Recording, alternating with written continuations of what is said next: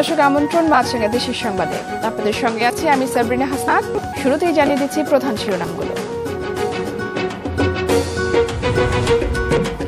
সারা দেশে জমে উঠেছে কোরবানির পশুর হাট। পাবনা সহ উত্তরের জেলাগুলোতে ভারতীয় গরুর আধিক্য কম, ব্যতিক্রম রাজশাহীতে। পশুর হাটগুলোতে এবার দেশীয় গরুর সংখ্যা বেশি।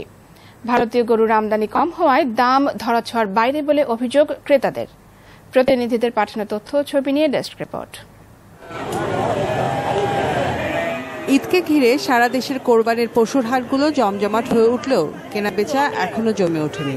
হাটগুলোতে এখন ক্রেতারা ব্যস্ত গরু ছাগলের দাম যাচাই বাছাই।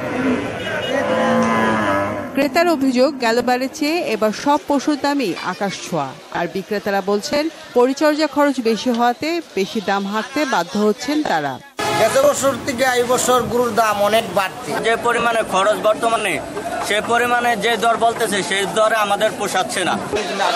হাটগুলোতে এখন পর্যন্ত দেশীয় গরুর আধিক্য থাকলেও শেষ মুহূর্তে ভারতীয় গরু সরবরাহ বেড়ে গেলে লোকসানের আশঙ্কা করছেন ব্যবসায়ীরা। ইন্ডিয়ান গরু খুব কম, আপাতত যদি গরু না নামে তাহলে গরু বাজার ছড়া থাকবে।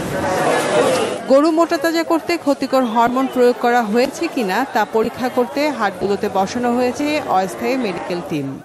জাতীয় গরু খাওয়াইয়া মোটা তাজা করছে কিনা সেটা আমরা দেখছি।